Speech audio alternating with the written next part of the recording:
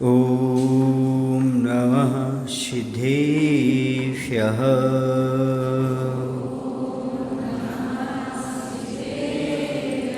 ॐ नमः सिद्धेभ्यः।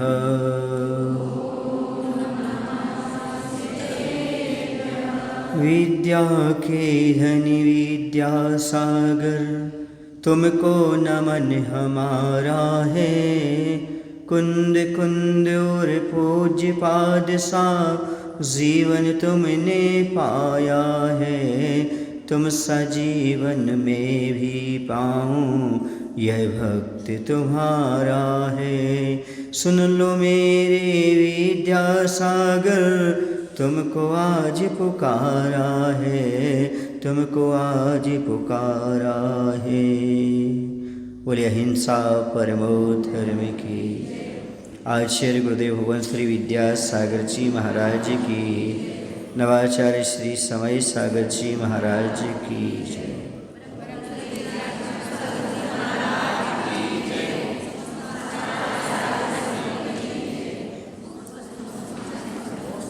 पिछले 10 दिनों से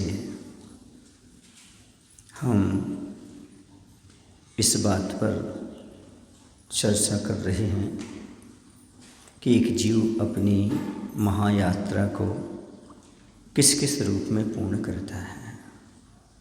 अर्थात तीर्थंकर के जैसे गुणों को पाने के लिए कौन कौन से गुणों को अपने जीवन में अपनाता है। पिछले दिन हमने अरहत भक्ति के बारे में समझा था।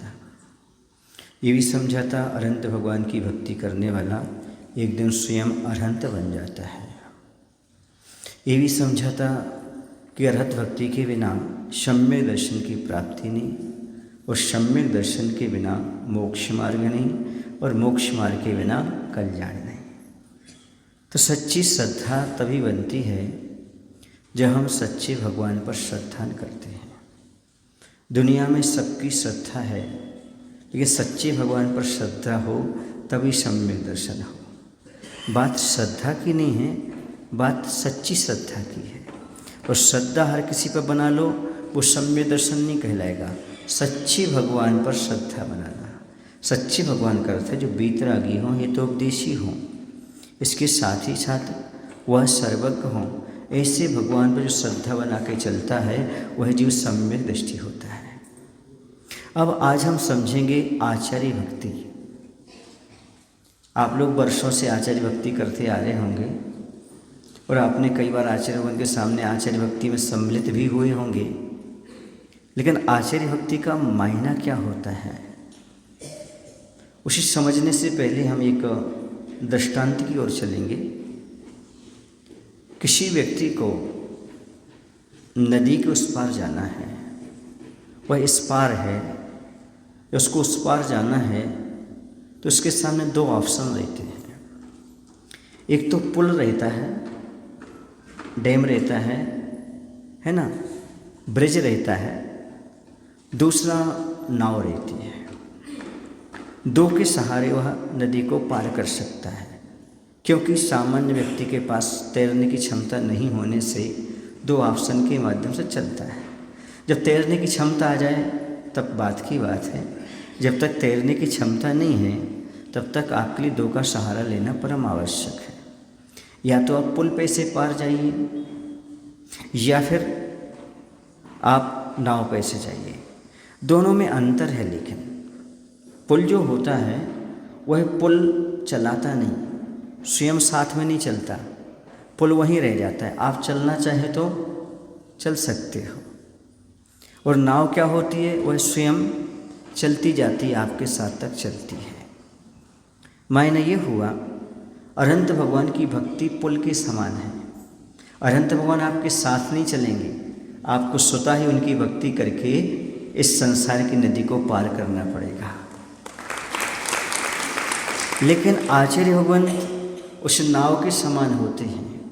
जिस नाव को पर हम सवार हो जाएं, अपने आप को उस नाव पर समर्पित हो जाएं, तो वह नाव साथ में चलती हुई आपको नदी पार कराती है। बस यही हमारे गुरु महाराज हैं।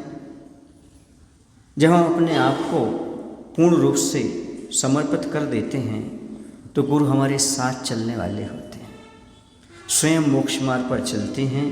और यदि आप उनकी चरणों में समर्पित हो जाओ तो आपको भी वो पार लगाने वाले होते हैं, आपको चलाने वाले होते हैं। आचार्य परमेष्ठी का अर्थ ही ये होता है जो आचारवान होने के साथ साथ संघ के नायक होते हैं, कुशल अनुशासन रखने वाले होते हैं, कठोर अनुशासन रखने वाले होते हैं, शिक्षा दीक्षा और प्रायश्चित देते हैं, स्वयं पंचाचार का पालन करते हैं और अन्य शरणागत को, शिष्यों को पंचाचार का पालन कराते हैं। वह भी सौ पर के कल्याण की दृष्टि से। अपना निजी कोई उनका स्वार्थ नहीं होता, परहित संपादन ही जिनका काम होता है। दोषी का हित कैसे हो, चाहे मन से, चाहे वचन से, चाहे काय से, जब कभी भी वो मन से सोचेंगे, वचनों से बोलेंगे, काया से क्रिया करेंगे तो इन तीनों क्रियाओं में उनके लिए मात्र एक ही भावना रहती है। वह यही भावना बातें हैं, पर का कल्याण हो, दूसरे का कल्याण हो। हर क्रिया में परहित संपादन, दूसरे का हित कैसे हो, दूसरे का कल्याण कैसे हो। चर्या के माध्यम से भी दूसरे का कल्याण, वचनों के माध्यम से भी दूसरे का कल्याण, और मन में भावना भी पर कल्याण की रहती है। ऐसे होते हैं आचार्य परमेष्ठी। हम उनकी भक्ति करने के लिए बैठे हैं। उनकी भक्ति कैसे की जाए, तो उनकी भक्ति तभी की जा सकती है जब उन जैसे आचरण को अपने जीवन में अपना लिया जाए और उनके पीछे चलना प्रारंभ कर दिया जाए, तभी सही भक्ति प्रारंभ होती है। बाकी मात्र स्तुति कर लेना भक्ति नहीं कहलाती है। हमें उनके कुछ गुणों को अपने जीवन में लाना है, तो उनके गुणों से अनुराग होना चाहिए, प्रेम होना चाहिए। अब उनके गुणों से प्रेम कैसे हो, मालूम तो होने में गुण कौन कौन से हैं, कैसे गुण होते हैं, तभी तो हम उनसे प्रेम कर पाएंगे। क्योंकि बिना प्रेम की भक्ति नहीं होती और बिना प्रेम के कोई रिश्ता भी नहीं चलता। संसार में भी आप किसी से रिश्ता निभाते हो तो बिना प्रेम के चलता है क्या? बिना प्रेम के, बिना अनुराग के कोई ही रिश्ता नहीं चलता। ऐसे मोक्ष मार्ग में भी बिना प्रेम के, बिना अनुराग के, बिना भक्ति के, बिना विश्वास के कोई रिश्ता नहीं चलता। विश्वास रिश्तों की जान है, श्रद्धा रिश्तों की जान है, और समर्पण ये बताता है कि हमारा रिश्ता कैसा है। बताने की आवश्यकता नहीं पड़ती, आपके समर्पण से मालूम पड़ जाता है आपका रिश्ता क्या है। महाराज हमें समझ में नहीं आया, आप कह रहे हो कि संसार में राग के बिना रिश्ता नहीं चलता, प्रेम के बिना रिश्ता नहीं चलता, और आपने कह दिया प्रेम और राग के बिना मोक्ष मार्ग का रिश्ता नहीं चलता। पर अंतर क्या है? राग भी वहाँ, राग भी यहाँ, प्रेम भी वहाँ, प्रेम भी यहाँ। फिर मोक्ष मार्ग में और संसार मार्ग में अंतर क्या है? कुछ तो अंतर करो आप। वहाँ भी राग की बात, यहाँ भी राग की बात, वहाँ प्रेम की बात, वहाँ प्रेम की बात, वहाँ विश्वास की बात, यहाँ प्रेम विश्वास की बात, वहाँ समर्पण की बात, यहाँ समर्पण की बात। अंतर क्या है? याद रखो, संत पुरुष से राग भी शीघ्र मिटाता पाप, उष्ण नीर क्या आग को ना बुझाती आप। हिंदी में अच्छी समझा देते हैं आपके लिए। संत पुरुष से, आचार्य परमेष्ठी उपाध्याय साधु परमेष्ठी से, संत पुरुष से राग भी, राग है वो, लेकिन पाप को नष्ट करने वाला है। जबकि संसार में जिससे राग रख रहे हो वो आपको पाप का बंध कराने वाला है। संत पुरुष से राग भी शीघ्र मिटाता पाप, शीघ्र पाप को नष्ट करते। जैसे भले पानी गर्म हो लेकिन आग में डालो तो आग को समाप्त करने की क्षमता उसके पास होती है। ऐसे राग होते हुए भी कर्म निजरा में सहयोगी है, क्योंकि संत पुरुष से राग है। बहुत पहले की बात है, जब कुछ महाराजों की दीक्षा हुई। दीक्षा होने के बाद उनसे एक पंडित जी मिले। पंडित जी ने कहा, महाराज हमें समझ में नहीं आता, आप लोगों ने घर छोड़ा, यहाँ धर्मशाला में रहने लगे, आप लोगों ने माता पिता छोड़े, गुरु के अनुसार चलने लगे। समझ में आ रहा है आपके लिए? वहाँ का बंधन छोड़ा, यहाँ का बंधन छोड़ा, वहाँ का राग छोड़ा, यहाँ राग आ गया। इसमें आपका परिवर्तन क्या हुआ? एक महाराज थे, शायद वो सुधा सागर जी ही हो सकते हैं। उस समय उनका नाम परम सागर था। क्षुल्लक अवस्था में वो आचार्य के पास गए और आचार्य से बोलते हैं, आचार्य जी पंडित जी ऐसी ऐसी बात कह रहे थे। तो आचार्य ने कहा, उनसे कह देना 2 माँ होती हैं, एक माँ वो होती है जो सुलाती है, शाम को सो जा मेरे बारे वीर, है ना, जो जो जो कह करके सुलाती है। एक माँ वो होती है जो जगाती है। याद रखो, जन्म देने वाली माँ सुलाती है, जिनवाणी माँ जगाती है। आचार्य ने लिखा, एक प्रभात की लाली होती है, एक संध्या काल की लाली होती है, एक सुलाती एक जगाती कितने अंतर वाली होती है। संध्या काल की लाली सुलाने के लिए है और प्रातः काल की लाली जगाने के लिए है। समझ में आ रहा ना? ऐसे घर के जो माता पिता हैं वो सुलाने वाले, संसार में फंसाने वाले हैं। गुरु जिनवाणी ऐसे माता पिता हैं जो हमें जगाने वाले, आत्म कल्याण पर लगाने वाले। इसलिए उनसे जो अनुराग है, जो हमारा राग भाव है, वो हमें कल्याणकारी हुआ करता है, क्योंकि हम जागना चाहते हैं, सोना नहीं चाहते। किसी ने लिखा भी है, 9-10 माह कोख में रख कर माँ ने मुझको पाला था, किंतु जन्म देकर फिर भवसागर में डाला था।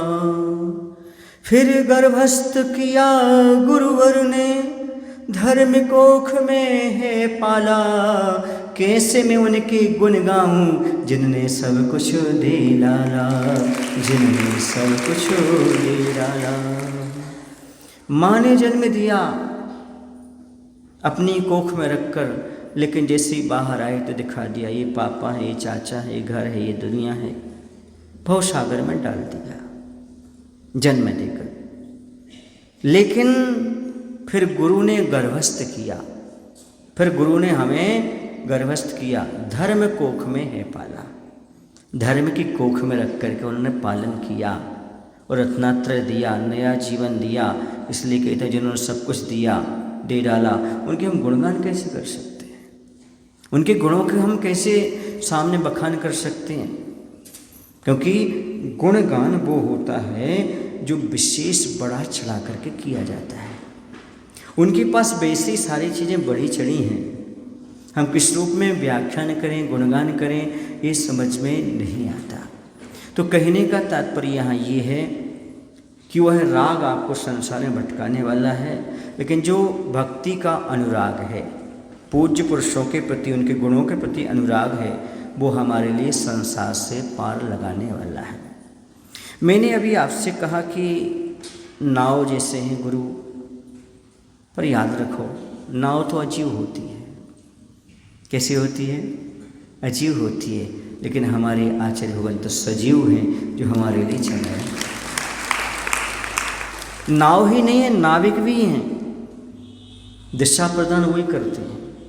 गुरु नाव भी हैं और नाविक भी हैं। इसलिए मैं कहा करता हूँ, हे गुरु तुम नाव हो या नाविक, हे गुरु तुम नाव हो या नाविक, लेकिन तुम हो नेक। नेक समझते हो? उच्च, प्रधान। हे गुरु तुम नाव हो या नाविक, लेकिन तुम हो नेक। दुनिया में तुम्हारे शिष्य बहुत होंगे, पर मेरे गुरु तो बस एक। तुम्हारे शिष्य बहुत हो सकते, पर मेरे गुरु तो बस एक। क्यों? क्योंकि तुमने हमें चलना सिखाया, तुमने हमें बोलना सिखाया, तुमने हमें खाना सिखाया, तुमने हमें सोना सिखाया, तुमने हमें हर परिस्थिति से निपटना सिखाया। क्योंकि आचार्य भगवंत वो माँ के समान होते हैं। जैसे माँ अपने आंचल में बच्चे को रख कर के बड़ा करती है, वैसे गुरु अपनी शरण में रख कर के एक शिष्य को बड़ा करते हैं। वही बताते हैं मुनि बनने के बाद कैसे चलना चाहिए, कैसे उठना चाहिए, कैसे बैठना चाहिए, कैसे आहार करना चाहिए, इतना तक कि कैसे शयन करना चाहिए, कैसे कौन सी क्रिया करना चाहिए। ये गुरु महाराज ऐसे बताते हैं जैसे अपनी माँ एक पुत्र को समझाया करती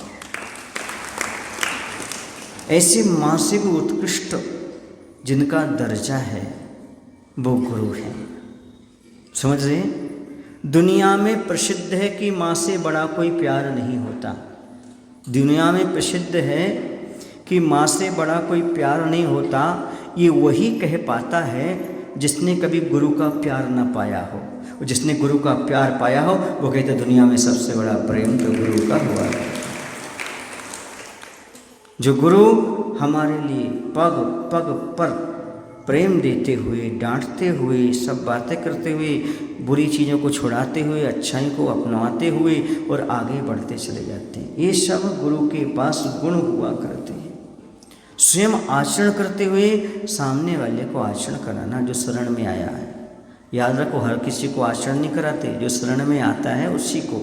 नाव पर जो सवार हो सो पार होता है, ऐसे गुरु की शरण में जो आता है उसकी नैया पार हो जाती है।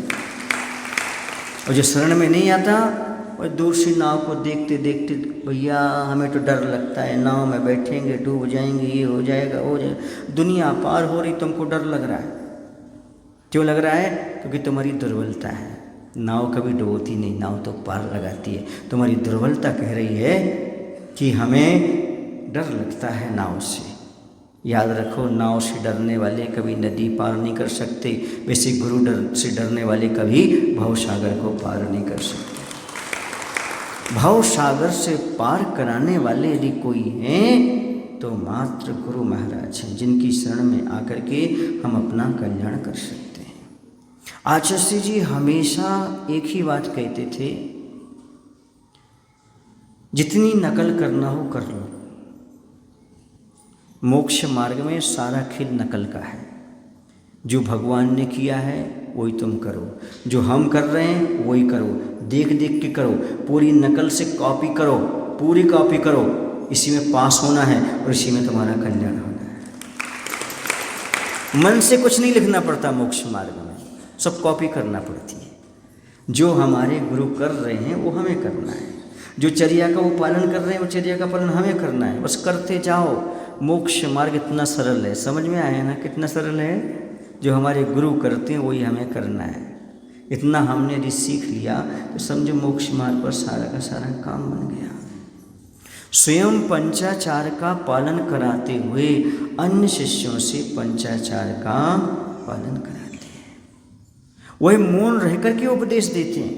हे गुरुवर शाश्वत सुख दर्शक यह नग्न स्वरूप तुम्हारा है, जग की नश्वरता का सच्चा दिग्दर्शन कराने वाला है। हे गुरुवर, आपकी नग्न मुद्रा ही हमें उपदेश दे देती है। जैसे इस इत्र की शीशी खाली भी हो तो भी उसमें सुगंध रहती है, वैसे गुरु महाराज मौन हो तो भी उनकी मुद्रा हमें उपदेश देती चली जाती है। उनसे उपदेश हमें मिलता रहता है। कभी कभी तो आचार्य मौन हो जाते तो बहुत बड़ा उपदेश मिल जाता था। आचार्य कह रहे हैं इस समय बोलना ठीक नहीं, इसके बारे में कुछ बोलना ठीक नहीं। उस समय सारी शिक्षा अपने आप प्राप्त हो जाती है। और गुरु का नाम लेना भी स्तुति है, भगवान का नाम लेना भी स्तुति है। स्तम संकथापि जगताम दुरितानि हंत्री, बोलते ना, ये भगवान आपका नाम ही हमारे लिए सब कुछ करने वाला है। एक संस्मरण याद आ रहा है, नाम लेने से कैसे कल्याण होता है, नाम रखने से कैसे क्या होता है। तो एक बार की बात है, आचार्य के पास अमरकंटक में बहुत सारे साधु संत आते थे मठ से, तो वह भी दर्शन करते थे। देखें दिगंबर साधु कैसे रहते हैं, कैसी उनकी चर्या रहती है। वो दर्शन करने आते थे, जब आचार्य को देखते थे कि जैसे नग्न दिन में रहते हैं वैसी रात में रहते हैं, सर्दी गर्मी में हमेशा मात्र लकड़ी के पाटे पर शयन करते हैं। यह देखकर कि वह आश्चर्य करते थे और अपने सिर को अपने आप झुका लेते थे और श्रद्धा से भर जाते थे कि आचार्य भगवान की इतनी निर्मल चर्या, इतनी पारदर्शिता और इतना प्राकृतिक जीवन, प्रकृति में जैसे उत्पन्न हुए वैसे ही जीवन भर रहना, ये देखकर बहुत प्रभावित थे। तो बात ये कर रहे थे कि भगवान का नाम लेने से, गुरु का नाम लेने से कर्मों की नजरा होती है, क्योंकि ये नाम साधना कहलाती है। भगवान का नाम लेना भी एक साधना है। क्यों?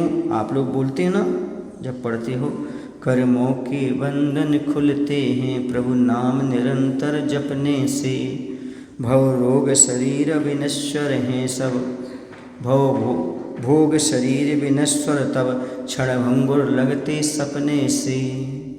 पढ़ते ना आप कहीं पढ़ते हो कि कर्मों के बंधन खुलते हैं प्रभु नाम निरंतर जपने से, ये भव भोग शरीर विनश्वर हैं तब लगने लगते क्षण भंगुर से। भगवान का नाम लेते लेते, गुरु का नाम लेते लेते इस संसार सारा क्षण भंगुर लगने लगता है। अभी तक आपने दुनिया का नाम लिया है और दिन में 50 बार नाम लेते होगे जिससे आपको प्रेम होगा। अब वो माँ हो सकती है, पिता हो सकते हैं और जीवन साथी भी हो सकते हैं। जीवन साथी बनाने जा रहे हो उनका भी कई बार आप नाम ले सकते हो और अपनी दृष्टि के सामने ला सकते, स्मरण कर सकते हो। सही है ना? बोलो ना भाई, ठीक है, इसमें क्या बात हो गई। ऐसे यहाँ पर कहा जा रहा है कि आप जिनसे प्रेम करते हो, जिन पर समर्पण है, उनका नाम निरंतर जप सकते हो। और उनका नाम जपोगे तो कर्म का बंध होगा, जिनकी भी हमने चर्चा की है। किनकी? जो भी रागी द्वेषी हैं, आपके परिवार में संबंधी हैं, उनका नाम लेने से कोई कर्म की निजरा होने वाली नहीं है, पुण्य का बंध होने वाला नहीं है। लेकिन यदि आप देव शास्त्र गुरु से जुड़ करके उनका निरंतर नाम लोगे तो निरंतर कर्म की निजरा होती है। समझ में आ रहा है? तो वहाँ पर जब बहुत सारे साधु दर्शन करने के लिए आए तो गुरु महाराज से वो दर्शन करने के उपरांत अपनी शंकाओं का समाधान करते थे और शंका का समाधान करके चले जाते थे। एक दिन ऐसा हुआ कि एक उनके साथ नए कोई साधु आए और वो वहीं बैठे थे और वो जब तक बैठे रहे हाथ से माला को नीचे नहीं किया उन्होंने। ऐसा इतने फटाफट फटाफट फटाफट मोती जो है ना माला के खिसकाते रहे। आज जिसने जो साथ में थे उनसे पूछे कौन है, तो उन्होंने बताइए हमारा चेला है। उन संत ने बताया। बोली क्या कर रहे हैं? बोली नाम साधना कर रहा है। क्या कर रहा है? क्या कहता है? राम राम राम राम राम राम। मत इतना ही बोलते हैं। क्या बोलते हैं? राम राम राम राम राम राम राम राम राम राम। इतना ही 24 घंटे उनका एक ही काम, राम का नाम लेना, राम का नाम लेना। आचार्य ने कहा ये भी बहुत बड़ी साधना है कि अपने मुख से और कुछ नहीं बोलना, मात्र भगवान का नाम लेना, ये भी बहुत बड़ी साधना है। मुख से और कुछ ना निकले, मात्र भगवान का नाम निकले। समझ में आए ना? फिर आचार्य कहते हैं नाम साधना से बहुत बड़ा फायदा होता है। आपकी इष्ट के प्रति कितनी भक्ति है, कितनी आस्था है, ये ज्ञात हो जाता है। क्या हो जाता? ये ज्ञात हो जाता है कि हमारी भगवान के प्रति कितनी भक्ति है, गुरु के प्रति कितनी भक्ति है। और आचार्य ने कही तो नाम जो भगवान का है वो तो मंत्र है। क्या है? मंत्र है। और कहते मंत्र को जितना मन से घोंटोगी उतनी शक्ति आएगी। जैसे आयुर्वेद का सिद्धांत है, औषधि को जितनी घोंटते जाओ उतनी उसकी क्या होती है? रोग प्रतिरोधक क्षमता बढ़ती है, रोग को नाश करने की क्षमता बढ़ती है। वैसे भगवान का बार बार नाम लेने से वह मंत्र सिद्ध हो जाता है। फिर कोई भी दुनिया में काम करो, उसे मंत्र को पढ़ लो, आपके कार्य की सिद्धि होकर के रहती है। ये है नाम साधना का प्रभाव। कितने बार आप भगवान का नाम लेते हो, कितने बार आप गुरु का नाम लेते हो। विचार करो, सोचो, अपने जीवन में भगवान का नाम लेकर काम करना। मैं आपको एक बात बताऊँ ना, यदि हर काम आप भगवान का नाम लेकर, गुरु का नाम लेकर करोगे ना, तो आधी पापों से बच जाओगे। क्यों? भगवान और गुरु का नाम वहाँ लेने तुम काय को जाओगे जहाँ पाप होते हैं। काम वही अच्छे करोगे, क्योंकि आपको गुरु याद आ गए, प्रभु याद आ गए, तो आपको बुरे काम करने की इच्छा होगी नहीं, शराब छूने की इच्छा होगी नहीं, जुआ खेलने की इच्छा होगी नहीं, परस्त्री सेवन करने की इच्छा होगी नहीं, और इधर उधर की बातों में आपकी इच्छा होगी नहीं। बहुत सारे पापों से आप भगवान के नाम लेकर काम करने से बच जाएंगे। इतना फायदा हो जाएगा। जब भी कोई काम करूँगा तो भगवान का नाम लेकर के करूँगा, गुरु का नाम लेकर के करूँगा। समझ गए ना? दुनिया की हर जुबान बोलने का काम करती है, दुनिया की हर डायरी लिखने का काम करती है, पर मेरी जुबान और मेरी डायरी बड़ा कमाल करती है। अब सुन तो लो पूरी। हर किसी की जुबान बोलने का काम करती है, हर किसी की डायरी लिखने का काम करती है, पर मेरी जुबान और डायरी जब भी खुलती है तो मेरे गुरुवर को प्रणाम करती है। इस श्रद्धा अपने आप में बहुत महत्वपूर्ण है। जब भी डायरी खुले तो उसमें अपने गुरु का नाम पहले हो। आचार्य विद्यासागर जी महाराज की जय। जब अपनी जुबान खुली तो आचार्य विद्यासागर जी महाराज की जय निकल जाए। ये है अपनी जुबान की सार्थकता, डायरी की सार्थकता, जीवन की सार्थकता।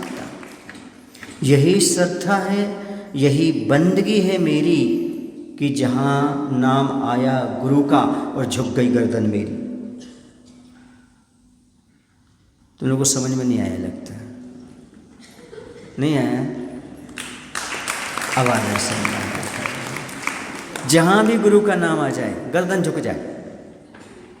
मैंने आचार्य भगवान को देखा, जब भी कोई मंच पर ज्ञान सार की जय बोलते थे ना, तो आचार्य सिंह शस्त्र कर लेते थे। कैसा? ऐसा। यानी गुरु का नाम आया तो हमारी गर्दन झुक जाए। यही तो श्रद्धा है, यही तो भक्ति है। और कौन सी श्रद्धा, कौन सी भक्ति? कोई गुरु का नाम ले रहा और अपने ऐसे अड़े रहो खंबा जैसे, तो ये भक्ति नहीं है। बल्कि गुरु का नाम आते ही हमारी गर्दन झुक जाए तो समझिए हमारी श्रद्धा, ये हमारी भक्ति है। जैसे आपकी फ़ोटो खींचती ना, आपके चेहरे पर स्माइल आ जाती है, ऐसे यदि अपने गुरु का नाम आए तो गर्दन झुक जाए। समझो आप गुरु के प्रति आस्था श्रद्धा रख करके चलते हो। ये प्रसंग हमें बताता है कि हमें अपने जीवन में हमेशा प्रभु का स्मरण, गुरु का स्मरण करते रहना चाहिए। क्योंकि मात्र द्रव्य से ही भगवान का नाम लेने वाला एक ग्वाला सुदर्शन सेठ बन गया था। ये मात्र भगवान का नाम लेने का फल है। वह मात्र इतना कहता था, नमो हरिहंताणम। कोई भी कार्य करता, नमो हरिहंताणम, नमो हरिहंताणम। उसकी कहानी कभी वक्त मिलेगा तो सुनाएंगे। थोड़ी शार्ट में समझ लो कि वो महाराज ने उसे एक मंत्र दिया था, नमो हरिहंताणम करण बोलना, तो हमेशा नमो हरिहंताणम करके ही काम करता था। तो गायों के लिए लेकर जा रहा था, तो नदी में गायें चली गई, तो गायों को बचाने के लिए वो नदी में कूदा।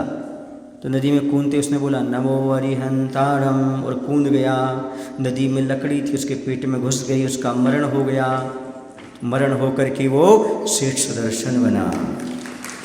मात्र एक ही भाव बीच में लिया और बस पटना से मोक्ष चले गए मुनि बन करके। अब बताओ कौन सा ज्ञान था उसको, कौन से शास्त्र पढ़े थे उसने? मात्र भगवान का नाम लेकर के मर गया, मर करके सेठ सुदर्शन बना। इतना सुंदर रूप जिसे देख करके अभिया रानी दंग रह गई, और उसके साथ अपनी इच्छा पूर्ति करने की भावना की जिसने। ऐसा सुंदर सेठ सुदर्शन हुआ। सोचो, विचार करो। भक्ति सुंदर रूपम। अभी कोई भक्ति नहीं की सुनने में आता कि भगवान की भक्ति करने से सुंदर रूप की प्राप्ति होती। इसका मायने समझे, सुंदर रूप की प्राप्ति होती है। सुंदर तन किसका होता है? जन्म से ही सुंदर तन किसका होता है? अतिशय में केवली भगवान का, तीर्थंकर का। तीर्थंकर का जन्म से ही शरीर सुंदर होना ये अतिशय है। भगवान की भक्ति करने सुंदर तन की प्राप्ति होती, मतलब तीर्थंकर प्रकृति का आश्रय हुआ करता है। ऐसे सुंदर तन की प्राप्ति उसी भाव से मुनि बन करके कल्याण कर लिया।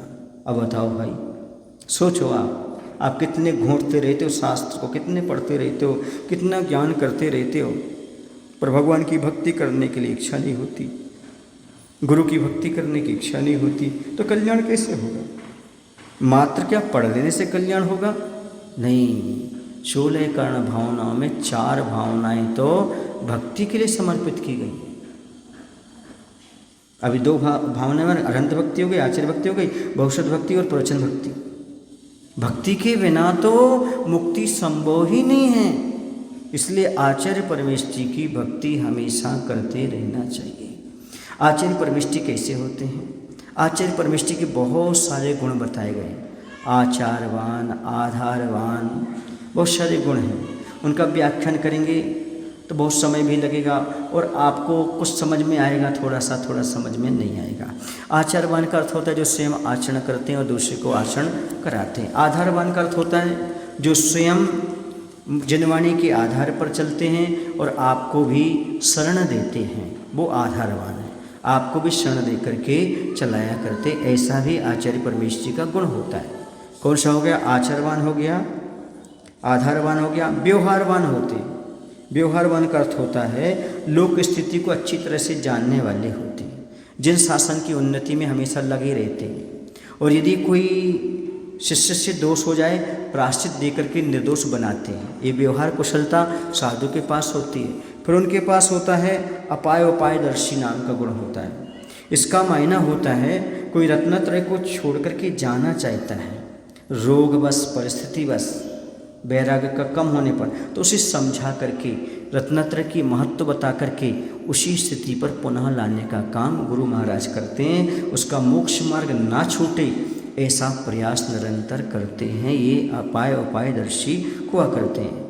अपीड़क गुण होता है आचार्य परमेष्ठी का। अपीड़क का अर्थ होता है जैसे किसी में कोई दोष आ गया, वो दोष बताना नहीं चाहता है, कहना नहीं चाहता, तो आचार्य ऐसे डांट डपट करके, ऐसे कुछ युक्तिपूर्वक उसके अंदर के दोष को बाहर निकलवा लेते हैं। फिर उनके पास होता है अप्रस्रावी, अपरिस्रावी गुण होता है।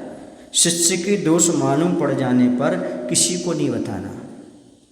जैसे कोई जो शिष्य आया अपने दोष बताए तो उनको प्रायश्चित के शुद्ध कर देंगे, पर सबको नहीं बताएंगे कि उसने क्या दोष किया, क्या गलती की।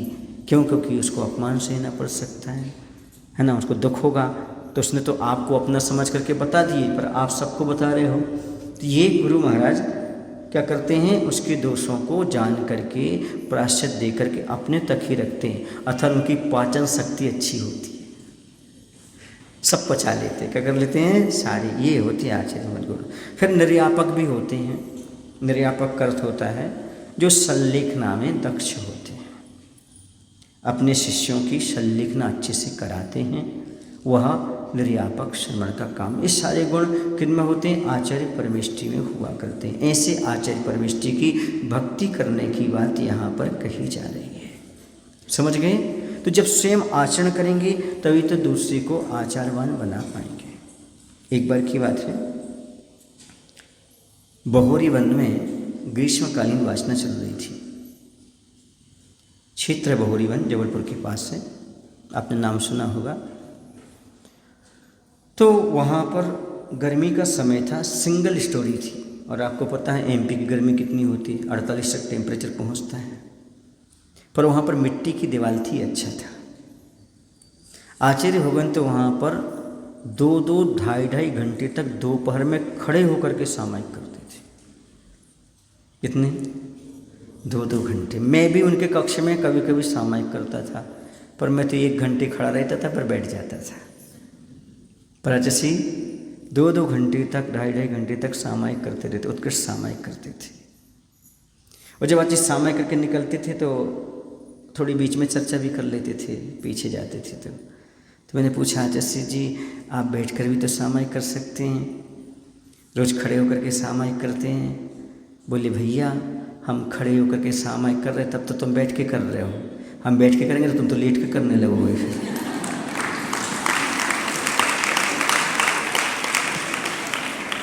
ये है आचार्यवान का गुण। किनका गुण? स्वयं आचरण ऐसा करते हैं ताकि शिष्यों पर अच्छा प्रभाव पड़ना चाहिए। ये आचरण अपने आप में महत्वपूर्ण है। जैसे एक माँ होती है, जब गर्भ में शिशु हो ना तो चिरपरा नहीं खाती, खार खार छार क्या बोलते हैं आप लोग, टिकट टिकट मिर्ची को क्या बोलते हैं, मिनसनकाई, हाँ वो नहीं खाती। क्यों? बच्चे को अंदर जलन होगी, ऐसी चलती फिरती नहीं ताकि बच्चे को तकलीफ हो। जैसे गर्भस्थ शिशु का रक्षण करने के लिए माँ बहुत कुछ त्याग करती है, वैसे आचार्य परमेष्ठी शिष्यों पर गलत प्रभाव न पड़े इसके लिए बहुत अच्छी चर्या का पालन करते हैं। पहले स्वयं पालन करते हैं, फिर दूसरों को उपदेश देते हैं। समझ में आया ना? तभी तो सामने वाला मानेगा। क्योंकि बच्चे जो आप कहते हो वो नहीं मानते, जो आप करते हो वो देखते वही मानते वही करते हैं। ऐसे शिष्य भी कहने से नहीं, जो आपके जीवन में पालन हो रहा है उसका पालन वो अपने आप करने लगते हैं। आचार्य भगवंत जब सामायिक पर बैठ जाते थे फिर सब जगह सन्नाटा छा जाता था, कोई आवाज़ नहीं करता था। आचार्य सामायिक बैठ, चलो चलो सामायिक बैठो, चलो सामायिक बैठो, क्योंकि आचार्य सामायिक पर बैठ चुके हैं। यानी आचार्य भगवान की चर्या बिना बोले ही चर्या का पालन करा देती थी। ये है आचार्यवान का गुण, उनका लक्षण। बहुत ढेर सारे संस्मरण मेरे पास हैं जो आगम के परिप्रेक्ष्य में हैं, आचार्य भगवान की चर्या में हमें साक्षात देखने को मिला। एक और मैं आपको संस्मरण सुना रहा हूँ। आवश्यकों के प्रति बहुमान कैसा होना चाहिए। हम आवश्यक तो पालन करते हैं, पर आवश्यक के प्रति हमारी कैसी भावना होना चाहिए। सुना दूँ? सुना देता हूँ। तिलवारा घाट जबलपुर की बात है। क्या होता था, जैसे आचार्य जी अपने कक्ष से उठ कर के और प्रवचन सभा में क्लास में पहुंचते थे तो घंटी बज जाती थी, क्योंकि दूर दूर कमरे रहते थे साधुओं के, तो घंटी बजती थी तो सभी साधु घंटी सुन कर के और वहाँ पहुँच जाते थे। एक दिन किसी ने घंटी नहीं बजाई। इस सावक का काम रहता था, नहीं बजाई। आचार्य जा कर के वहाँ बैठ गए। कुछ महाराज तो आ गए, कुछ नहीं आए। फिर आचार्य बोलते हैं, क्यों भाई, कक्षों में घड़ी नहीं है क्या? कक्षों में घड़ी नहीं है क्या?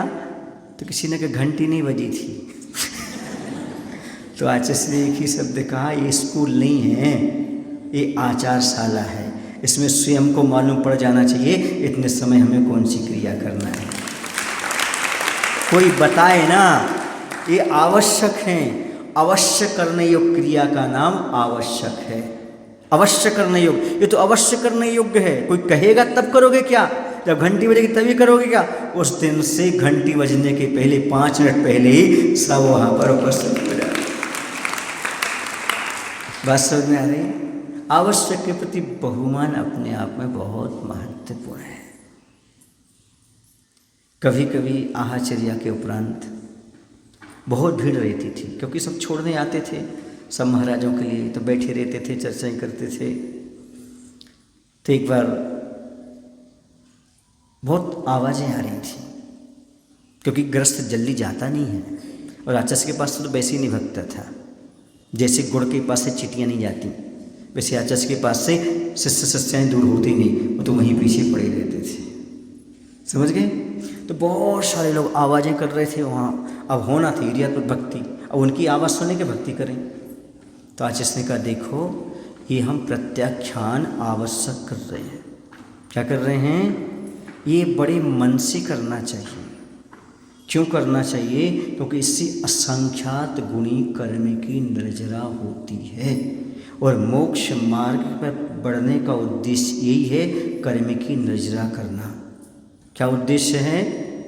कर्म की नजरा करना। और आपके जो 6 आवश्यक हैं, एक एक आवश्यक में असंख्यात गुणी कर्म की नजरा करने की क्षमता है। इसलिए अच्छे भक्ति भाव से उत्साह पूर्वक समय पर प्रत्येक आवश्यक का पालन करना चाहिए। यह है आवश्यकों के प्रति बहुमान होना। ये बहुमान जब आचार्य परमहंस जी के पास होगा तभी तो हम लोगों के अंदर आएगा, तभी तो हम समझेंगे। जब हमारे गुरु कितने बजे सामयिक पर बैठ रहे हैं ये देख करके तो हमें सामयिक पर बैठने की जल्दी भाव होगी। बोलो ना भाई।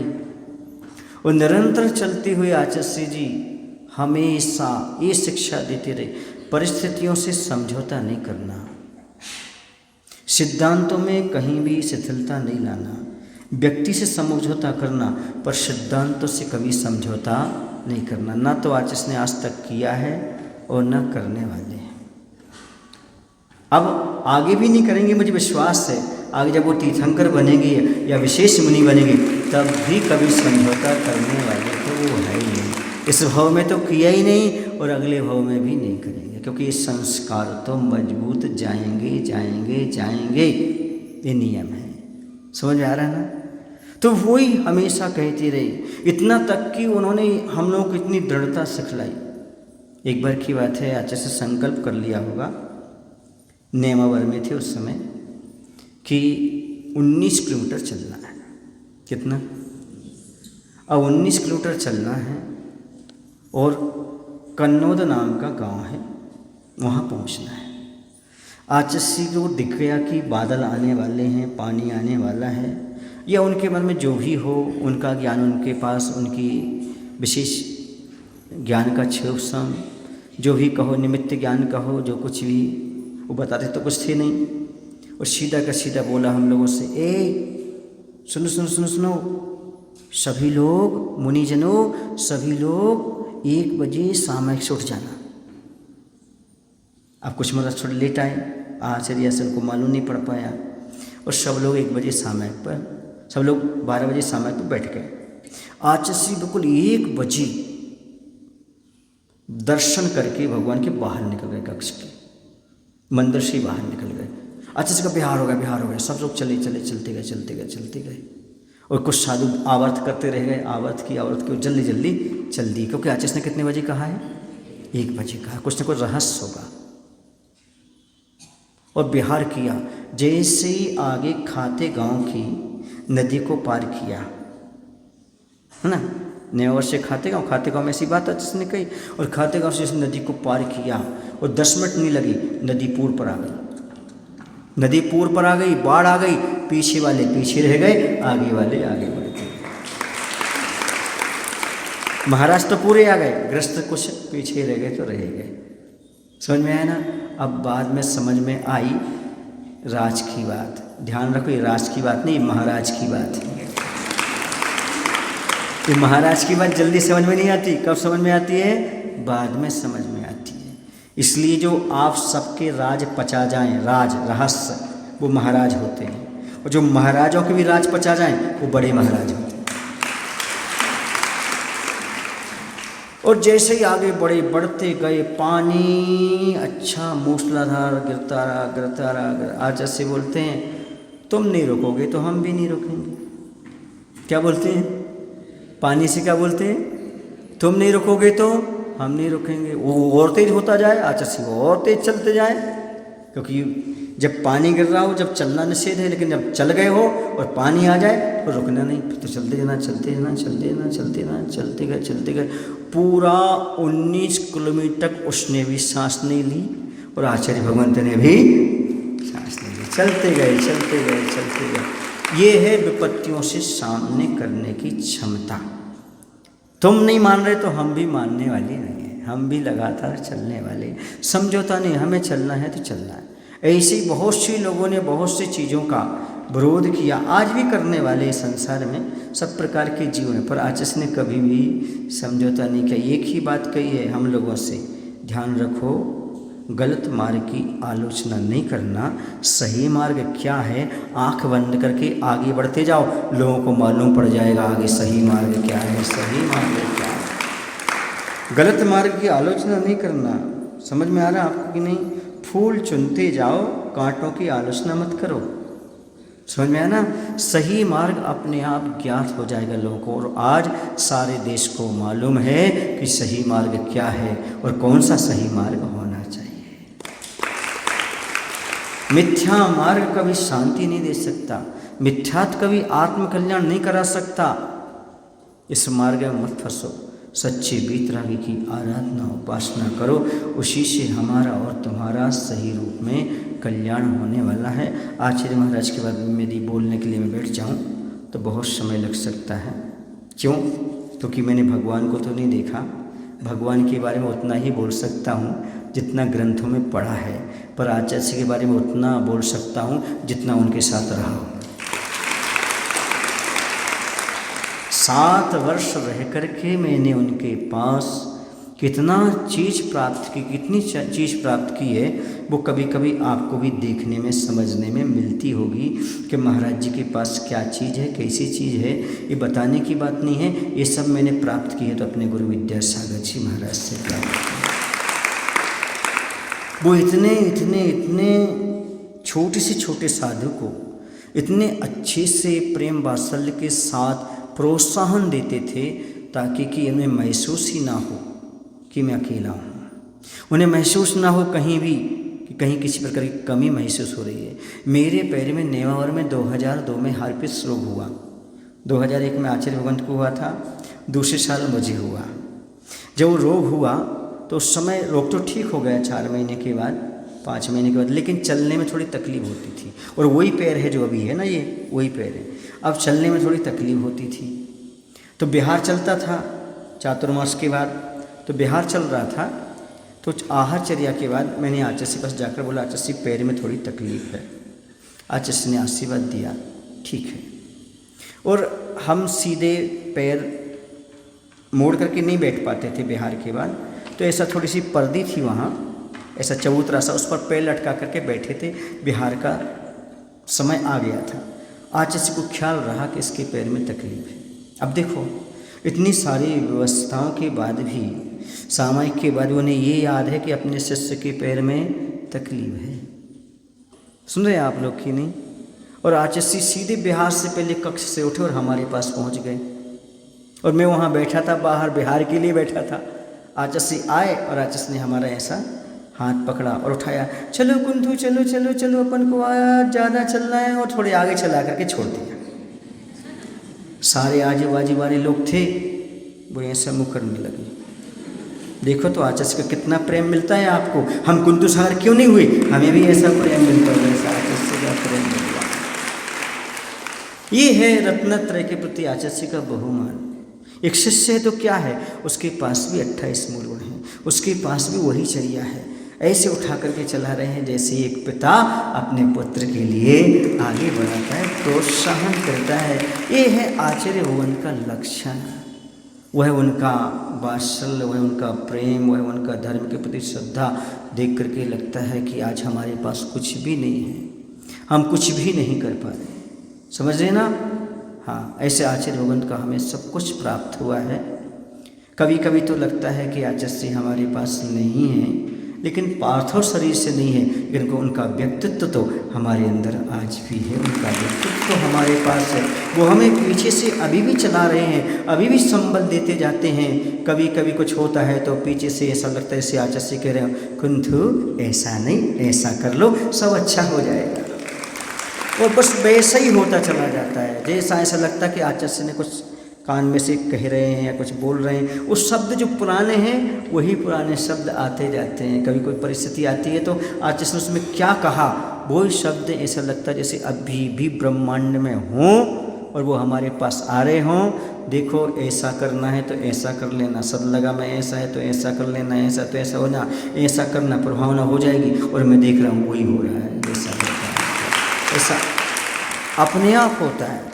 जैसे आपकी किसी के प्रति श्रद्धा होती है, भक्ति होती है, तो आपको ऐसा लगता है वो सामने खड़ा है, वो हमसे कुछ बोल रहा है, ऐसा लगता है कि नहीं लगता?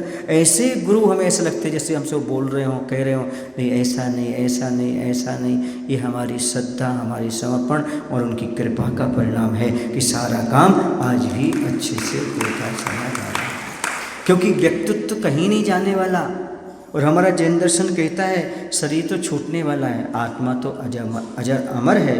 हमारी आत्मा अजर अमर है, आचार्य प्रविष्टि की आत्मा अजर अमर है। वह कहीं ना कहीं से हमारे लिए संबल प्रदान करती ही रहती है और हमारा मार्ग प्रशस्त होता रहता है। बस भगवान से प्रार्थना करता हूँ, अंत समय कुछ नहीं चाहिए, हमें मात्र भक्ति का फल ही चाहिए। अंत समय जब श्वास निकले तो प्रभु और गुरु का नाम निकल जाए और कुछ नहीं चाहिए। मेरे मुख से प्रभु का और गुरु का नाम निकल जाए, बहुत बड़ी बात है बंधुओं, क्योंकि गुरु और प्रभु के नाम स्मरण से मरण सार्थक हो जाता है और प्रभाव भी हमारा बहुत सुंदर हो जाता है। तो ऐसा उनकी भक्ति करते हुए उनकी भक्ति से मात्र एक ही शक्ति चाहता हूँ, अंत समय मेरा कंठ अवरुद्ध ना हो। जब हमारे शरीर से प्राण निकलें तब प्रभु और गुरु का नाम निकल जाए। बस इतनी भावनाओं के साथ बोले महावीर भगवान की जय। आचार्य गुरुदेव भगवान श्री विद्यासागर जी।